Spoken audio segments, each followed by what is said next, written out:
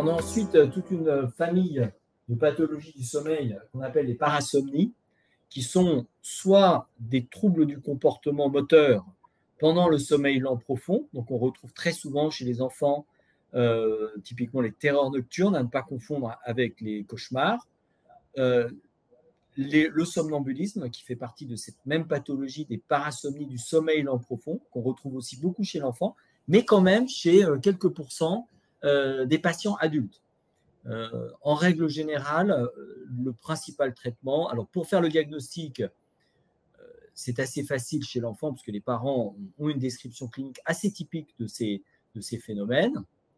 Et chez l'adulte, on peut faire des polysomnographies, comme on a expliqué au début, pour retrouver ces parasomnies. Et le principal traitement, la plupart du temps, quand il n'y a pas de facteur de risque important, l'idée, c'est d'avoir un sommeil bien régulé, suffisamment long, pour faire descendre la probabilité d'avoir ces parasomnies. Le dernier, le TCSP, c'est plutôt une pathologie de la personne plus âgée, qui sont des troubles du comportement en sommeil paradoxal.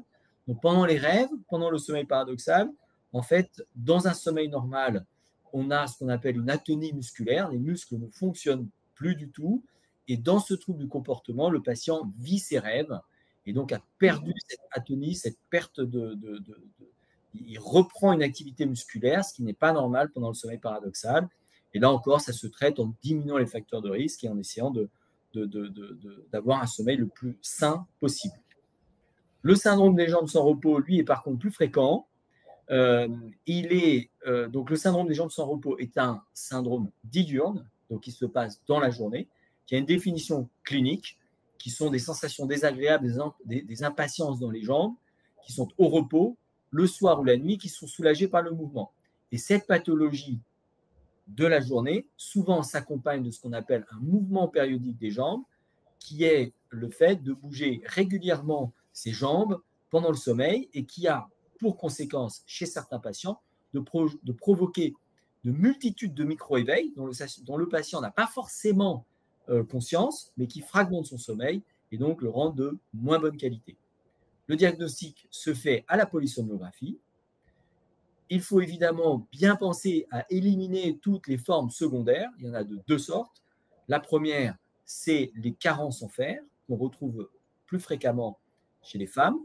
Et les médicaments, il y a beaucoup de médicaments psychotropes donnés en psychiatrie qui donnent un syndrome des jambes sans repos. Et ensuite, on a pour traiter ce syndrome des jambes sans repos 4 classes médicamenteuses qui sont les agonistes de la dopamine, certains antiépileptiques, certains antidouleurs, et de temps en temps, plus rarement, on utilisera les benzodiazépines. Et le choix du traitement se fait en fonction du cadre et de l'ensemble des comorbidités. Typiquement, chez un patient anxieux, on utilisera des médicaments, plutôt les antiépileptiques, qui peuvent être anxiolytiques.